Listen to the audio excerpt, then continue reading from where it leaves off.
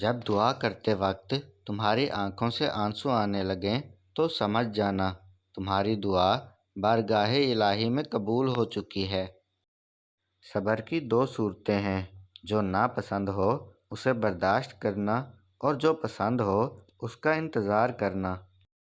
تم وہ مانگتے ہو جو تم کو اچھا لگتا ہے اور اللہ تمہیں وہ دیتا ہے جو تمہارے لیے اچھا ہوتا ہے۔ شک کو اپنے اوپر غالب مت آنے دو، ورنہ تمہیں دنیا میں کوئی ہمدرد نہیں مل سکے گا۔ خوش قسمت ہے وہ انسان جس کے لیے کوئی روئے، مگر بد قسمت ہے وہ انسان جس کی وجہ سے کوئی روئے۔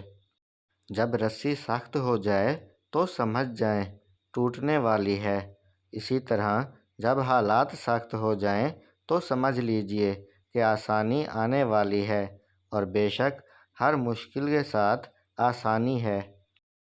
امام علی علیہ السلام فرماتے ہیں، اگر توکل سیکھنا ہے تو پرندوں سے سیکھو کہ جب شام کو وہ گھر واپس جاتے ہیں تو ان کی چونچ میں کل کے لیے دانہ نہیں ہوتا۔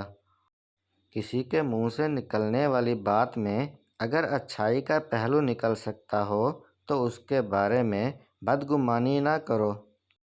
اس غربت پر صبر کرنا جس میں عزت محفوظ ہو وہ اس امیری سے بہتر ہے جس میں ذلت اور رسوائی ہو۔ انسانیت بہت بڑا خزانہ ہے، اسے لباس میں نہیں انسان میں تلاش کرو۔ اپنی خوشیوں کی حفاظت کرو، سب کو سب کچھ مت بتاؤ، نظر سچ میں ہوتی ہے اور یہ بہت بری ہوتی ہے۔ کبھی بھی اپنی جسمانی طاقت اور اپنی دولت پر بھروسہ مت کرنا، کیونکہ بیماری اور غریبی آنے میں دیر نہیں لگتی۔ کبھی بھی کامیابی کو دماغ میں اور ناکامی کو دل میں جگہ نہ دینا، کیونکہ کامیابی دماغ میں تکبر اور ناکامی دل میں مایوسی پیدا کر دیتی ہے۔ بے فکر ہو جاؤ، آپ مخلص ہو اور آپ کی نیت ٹھیک ہو تو آپ لوگوں کو نہیں کھوتے بلکہ لوگ آپ کو کھو دیتے ہیں۔ قربان جاؤں اس خدا پر جو انسان کو دکھ دیتا ہے اس کی برداشت کے مطابق اور خوشی دیتا ہے اس کی اوقات سے بڑھ کر۔ اگر کسی کی تکلیف دیکھ کر تمہیں تکلیف ہونے لگے تو سمجھ لینا تم اللہ کے بنائے ہوئے بہترین انسان ہو۔